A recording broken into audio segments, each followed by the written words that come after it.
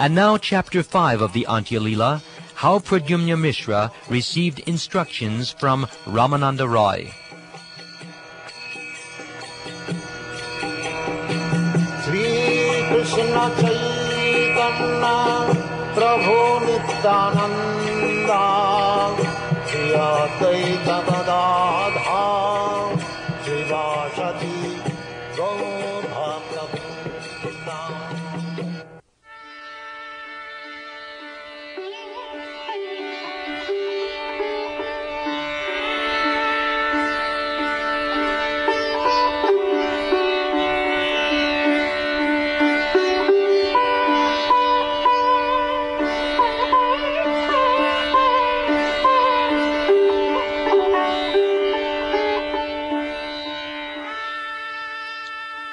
I am infected by germs of material activity and suffering from boils due to envy. Therefore, falling in an ocean of humility, I take shelter of the great physician, Lord Sri Caitanya Mahaprabhu. All glories to Sri Caitanya Mahaprabhu, the son of Mother Shachi. All glories to Sri Nityananda Prabhu. Indeed, he is the most glorious and merciful. I offer my respectful obeisances unto Advaita Prabhu, the ocean of mercy, and to all the devotees such as Swarup Damodar Goswami, Gadadhar Pandit, Sri Rupa Goswami, and Sri Sanatan Goswami.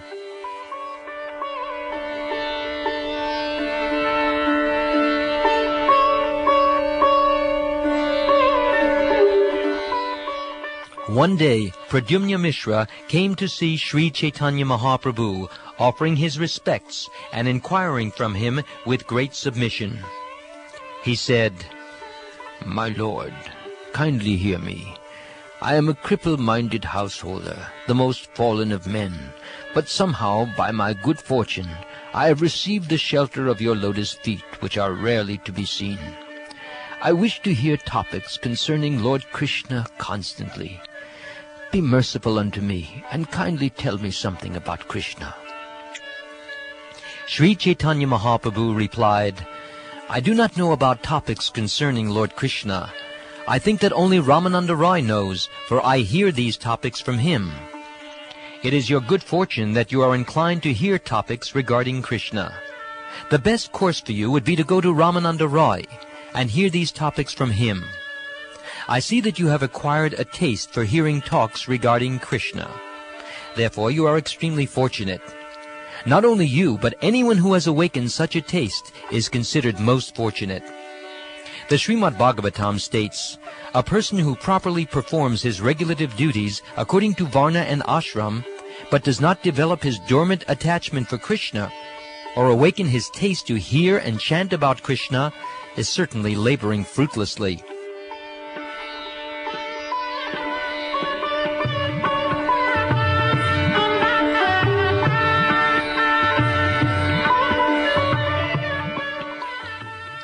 Pradyumna Misra, being thus advised by Sri Caitanya Mahaprabhu, went to the home of Ramananda Raya. There the servant of Ramananda Raya gave him a proper place to sit down. Unable to see Ramananda Raya immediately, Pradyumna Misra inquired from the servant, who then gave a description of Sri Ramananda Raya. "There are 2 dancing girls who are extremely beautiful. They are very youthful, and they are expert in dancing and singing. Srila Ramananda Raya has taken these 2 girls to a solitary place in his garden, where he is teaching and directing them to dance, according to the songs he has composed for his drama. Please sit here, and wait for a few moments. As soon as he comes, he will execute whatever order you give him." While Pradyumna Misra remained seated there, Ramananda Raya took the 2 girls to a solitary place. With his own hand, Sri Ramananda Raya massaged their bodies with oil and bathed them with water. Indeed, Ramananda Raya cleansed their entire bodies with his own hand. Although he dressed the 2 young girls and decorated their bodies with his own hand, he remained unchanged. Such is the mind of Srila Ramananda Raya. While touching the young girls, he was like a person touching wood or stone, for his body and mind were unaffected. Srila Ramananda Raya used to act in that way because he thought of himself in his original position as a maidservant of the gopis. Thus, although externally he appeared to be a man, internally, in his original spiritual position, he considered himself a maidservant and considered the two girls to be gopis. The greatness of the devotees of Sri Caitanya Mahaprabhu is exceedingly difficult to understand. Sri Ramananda Raya is unique among them all, for he showed how one can extend his ecstatic love to the extreme limit. Ramananda Raya directed the two girls how to dance and express the deep meaning of his songs through dramatic performances. He taught them how to express the symptoms of continuous, natural, and transitional ecstasies with the movements of their faces, their eyes, and the other parts of their bodies. Through the feminine poses and dances they were taught by Ramananda Raya, the two girls precisely exhibited all these expressions of ecstasy before Lord Jagannath. Then Ramananda Raya fed the two girls sumptuous prasad and sent them to their homes unexposed. Every day he trained the two Devadasis how to dance. Who among the small living entities, their minds always absorbed in material sense gratification, could understand the mentality of Sri Ramananda Raya? When the servant informed Ramananda Raya of Pradyumna Misra's arrival, Ramananda Raya immediately went to the assembly room. He offered his obeisances to Pradyumna Misra with all respect, and then, with great humility, spoke as follows. "Sir, you came here long ago, but no one informed me. Therefore I have certainly become an offender at your lotus feet. My entire home has been purified by your arrival. Kindly order me. What can I do for you? I am your servant." Pradyumna Misra replied, "I came simply to see you. Now I have purified myself by seeing your honor." Because Pradyumna Misra saw that it was late, he did not say anything else to Ramananda Raya. Instead, he took leave of him and returned to his own home.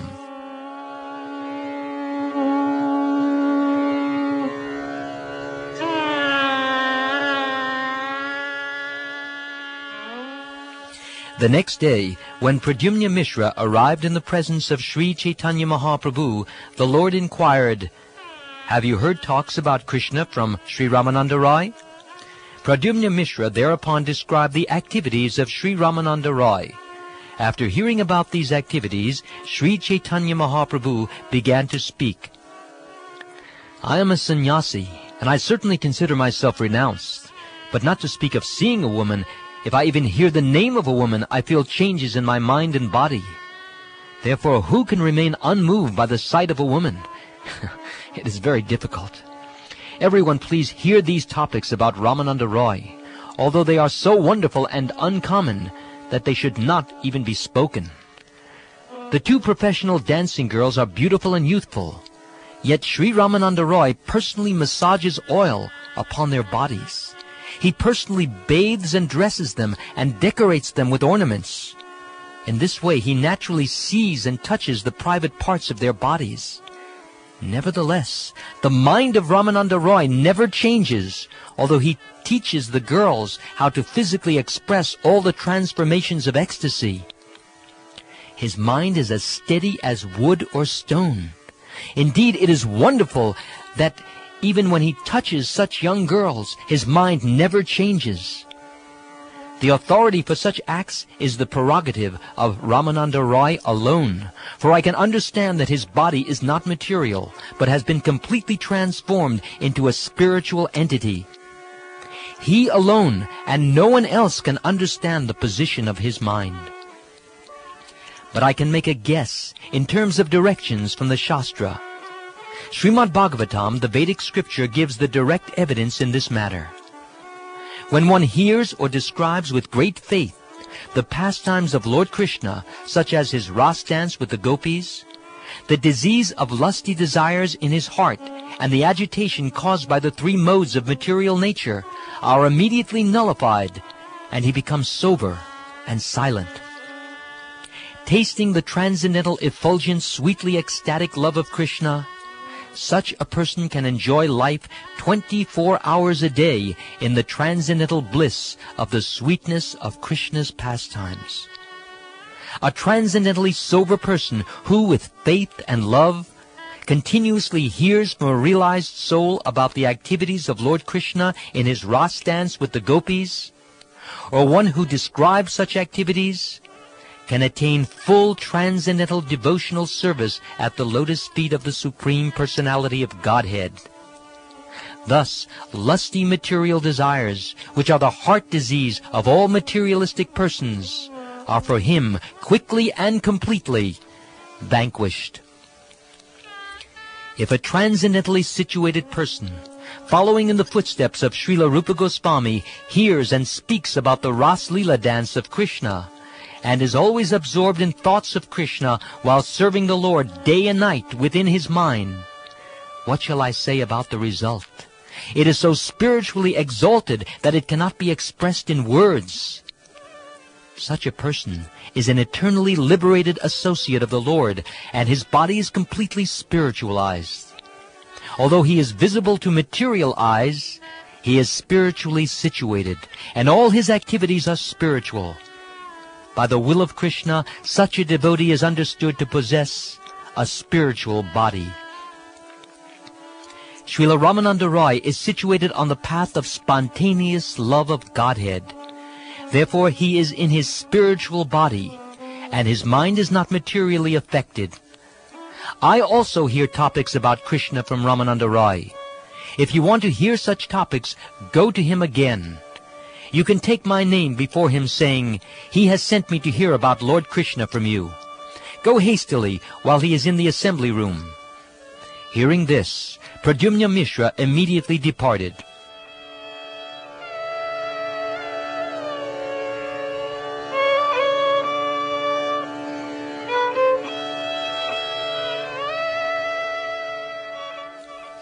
Pradyumna Misra went to Ramananda Raya, who offered him respectful obeisances and said, "Please order me. For what purpose have you come?"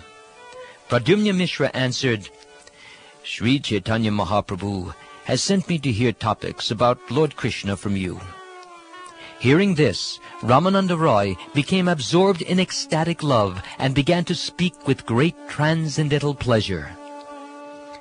"Following the instruction of Sri Caitanya Mahaprabhu, you have come to hear about Krishna. This is my great fortune. How else could I get such an opportunity?" Saying this, Sri Ramananda Raya took Pradyumna Misra to a secluded place and inquired from him, "What kind of Krishna Katha do you want to hear from me?" Pradyumna Misra replied, "Kindly tell me about the same topics you spoke about at Vidyanagara. You are an instructor even for Sri Caitanya Mahaprabhu, not to speak of others. But I am a beggar Brahmin, and you are my maintainer. I do not know how to inquire, for I do not know what is good and what is bad. Seeing me to be poor in knowledge, kindly speak whatever is good for me by your own goodwill." Thereupon Ramananda Raya gradually began speaking on topics of Krishna. Thus the ocean of the transcendental mellow of those topics became agitated. He began personally posing questions and then answering them with conclusive statements. When afternoon came, the topics still did not end. The speaker and listeners spoke and heard in ecstatic love. Thus they forgot their bodily consciousness. How then could they perceive the end of the day? The servant informed them, "The day has already ended." Then Ramananda Raya ended his discourses about Krishna. Ramananda Raya paid great respect to Pradyumna Misra and bade him farewell. Pradyumna Misra said, "I have become very satisfied." He then began to dance.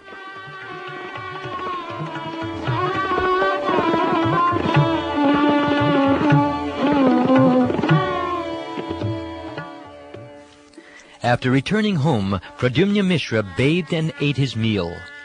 In the evening, he came to see the lotus feet of Sri Caitanya Mahaprabhu. In great happiness, he worshipped the lotus feet of Sri Caitanya Mahaprabhu.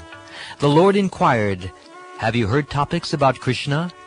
Pradyumna Misra said, "My dear Lord, you have made me extremely obliged to you, because you have drowned me in a nectarian ocean of talks about Krishna.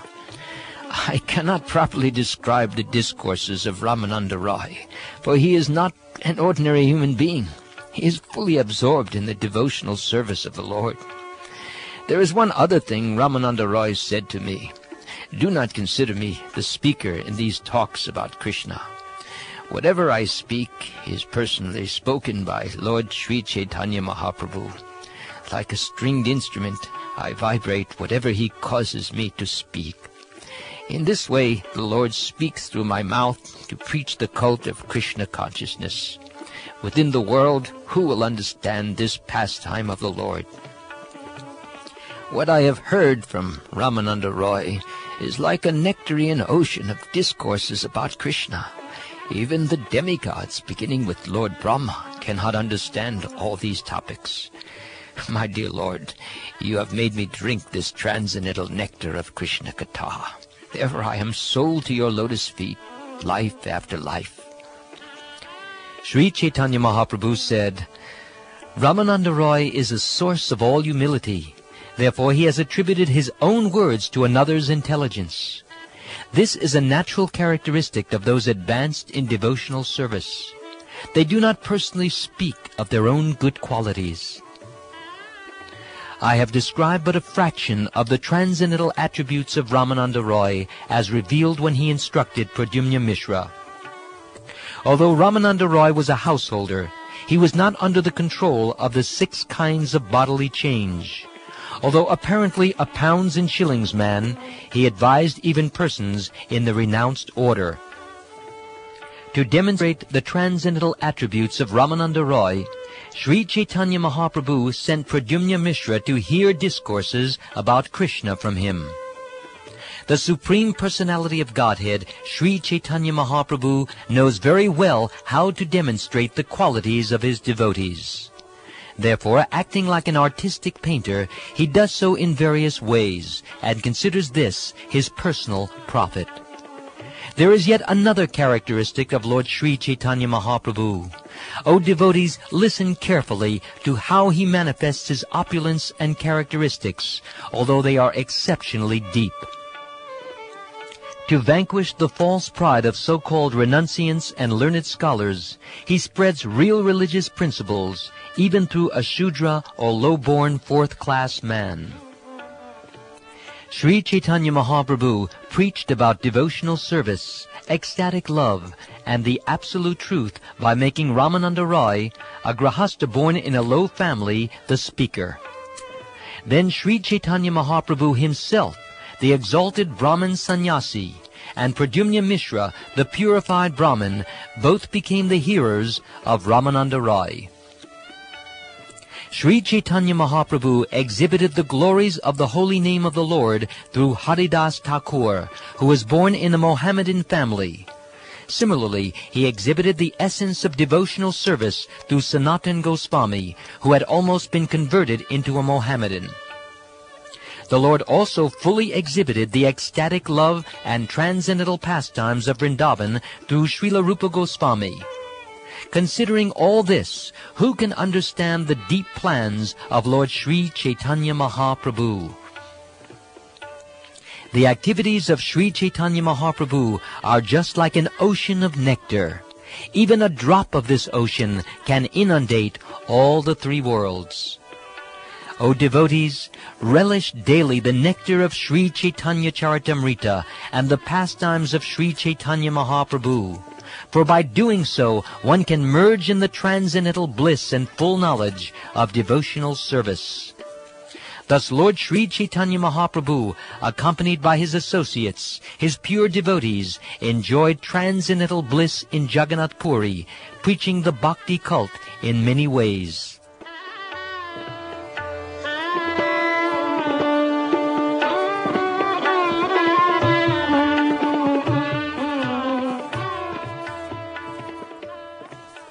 A Brahmin from Bengal wrote a drama about the characteristics of Sri Caitanya Mahaprabhu and came with his manuscript to induce the Lord to hear it.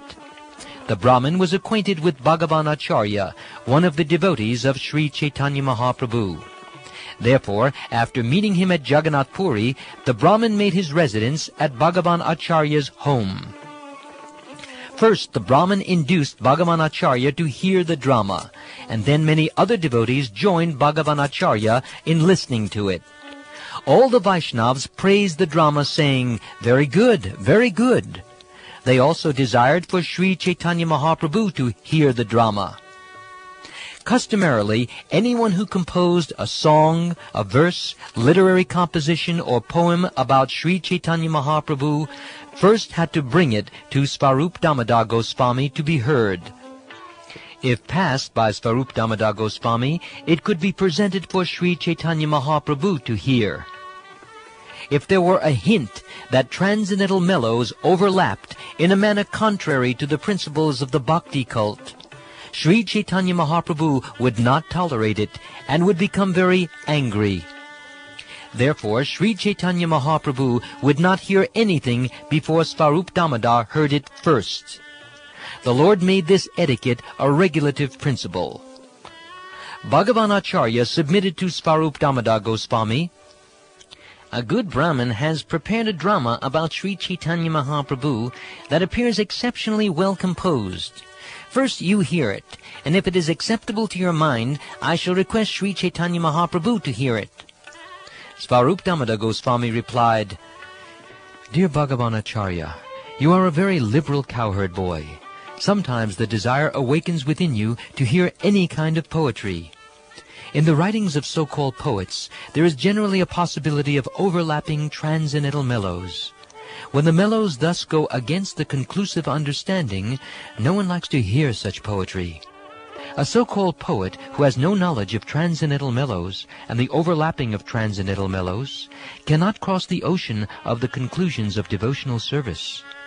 A poet who does not know the grammatical regulative principles, who is unfamiliar with metaphorical ornaments, especially those employed in drama, and who does not know how to present the pastimes of Lord Krishna, he is condemned. Moreover, the pastimes of Sri Chaitanya Mahaprabhu are especially difficult to understand. One who has accepted the lotus feet of Sri Chaitanya Mahaprabhu as his life and soul can describe the pastimes of Lord Krishna or the pastimes of Lord Sri Chaitanya Mahaprabhu. Hearing the poetry of a person who has no transcendental knowledge and who writes about the relationships between man and woman simply causes unhappiness, whereas hearing the words of a devotee fully absorbed in ecstatic love, well, that causes great happiness. The standard for writing dramas has been set by Rupa Goswami. If a devotee hears the introductory portions of his two dramas, they enhance his transcendental pleasure.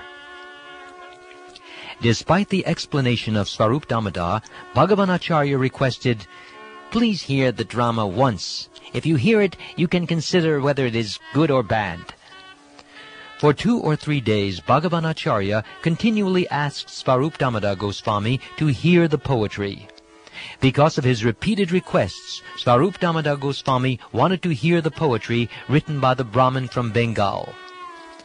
Svarup Damodar Goswami sat down with other devotees to hear the poetry, and then the poet began to read the introductory verse. "The Supreme Personality of Godhead has assumed a golden complexion and has become the soul of the body named Lord Jagannath, whose blooming lotus eyes are widely expanded. Thus he has appeared in Jagannath Puri and brought dull matter to life. May that Lord Sri Krishna Chaitanya Deva bestow upon you all good fortune."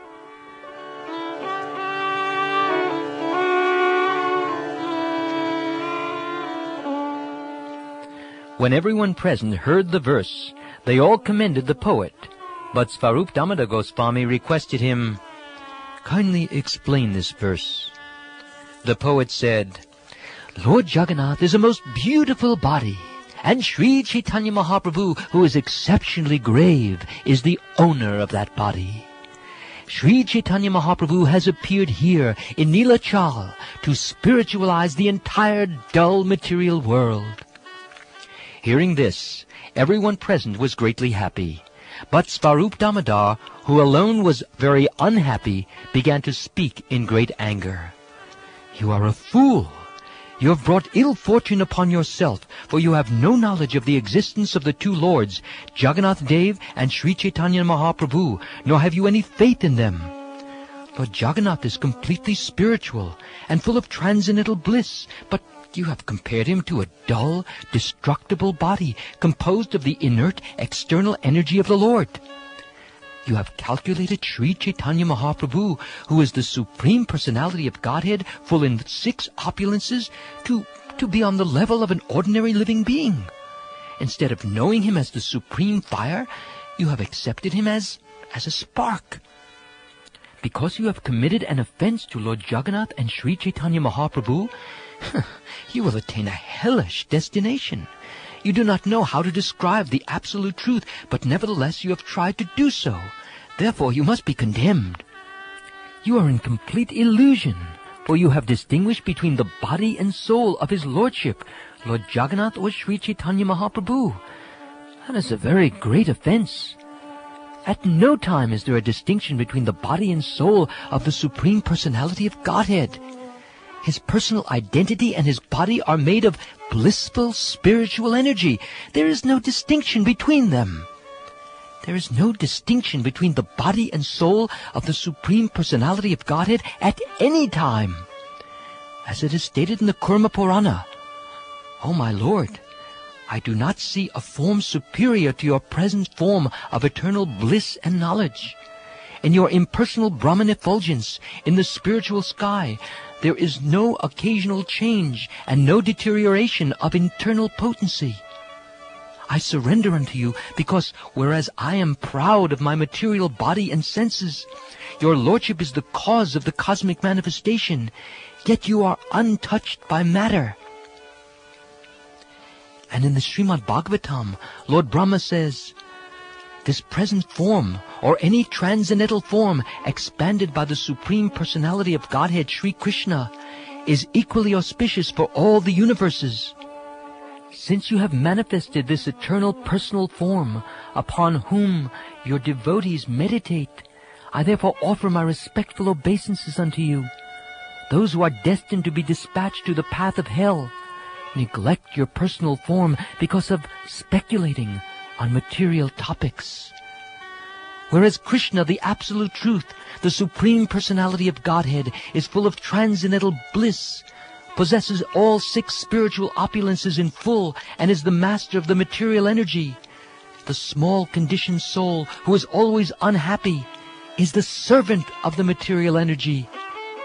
The Supreme Personality of Godhead, the Supreme Controller, is always full of transcendental bliss and is accompanied by the potencies known as Ladini and Sambit.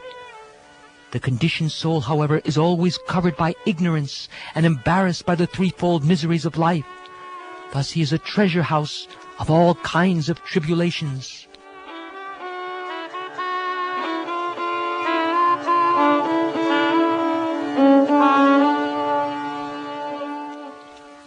Hearing this explanation, all the members of the assembly were struck with wonder.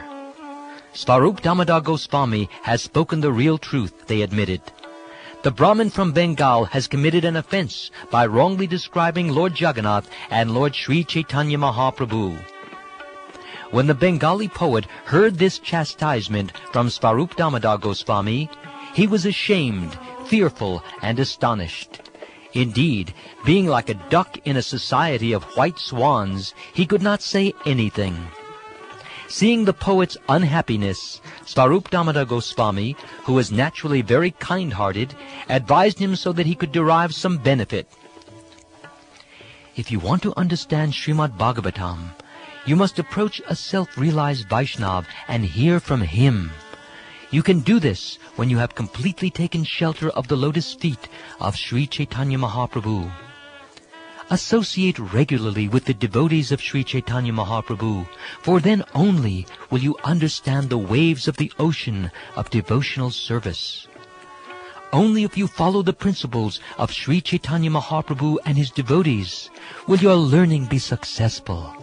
Then you will be able to write about the transcendental pastimes of Krishna without material contamination.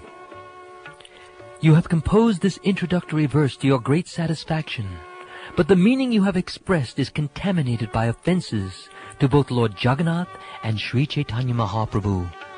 You have written something irregular, not knowing the regulative principles, but the goddess of learning, Sarasvati, has used your words to offer her prayers to the Supreme Lord.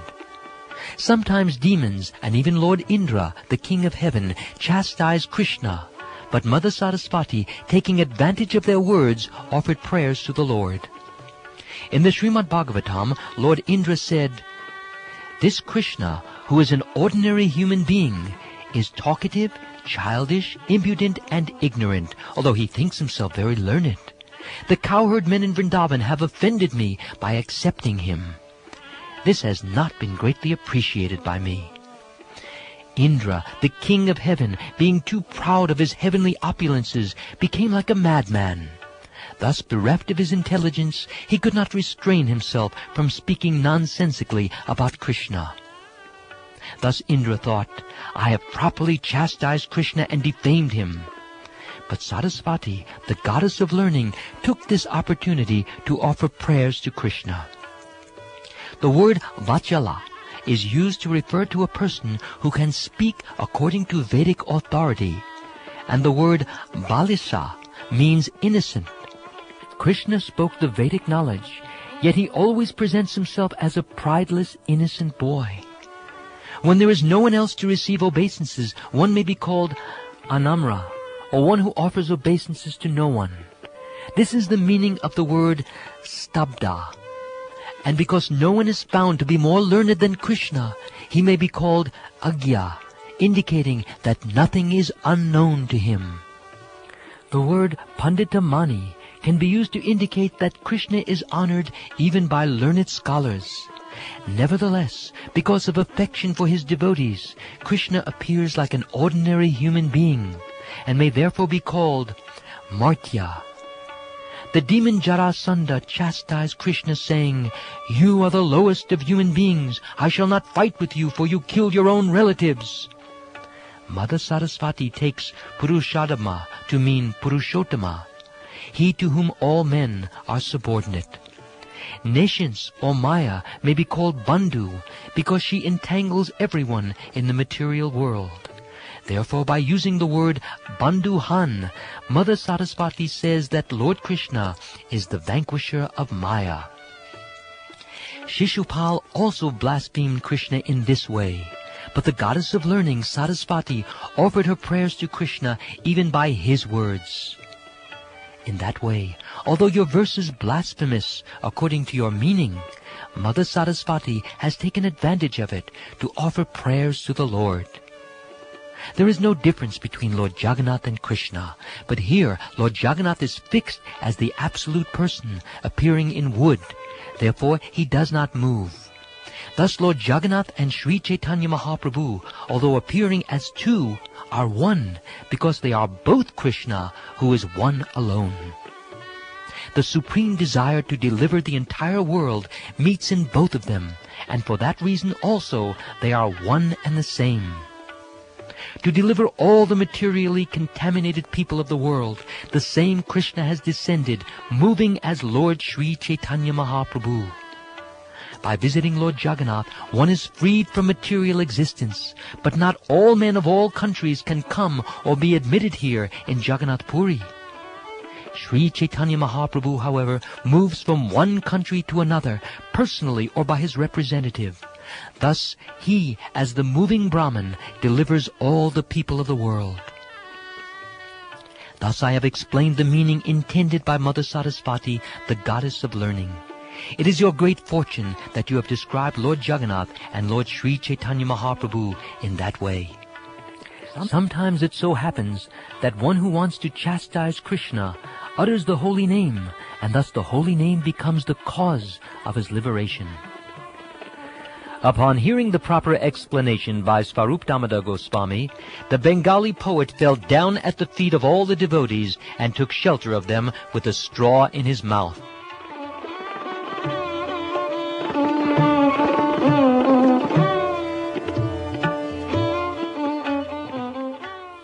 Thereupon all the devotees accepted his association.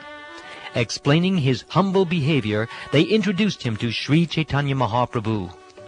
By the mercy of the devotees of Lord Sri Caitanya Mahaprabhu, that poet from Bengal gave up all other activities and stayed with them at Jagannath Puri. Who can explain the mercy of the devotees of Sri Caitanya Mahaprabhu? I have thus described the narration concerning Pradyumna Misra and how, following the order of Sri Caitanya Mahaprabhu, he listened to discourses about Krishna spoken by Ramananda Raya.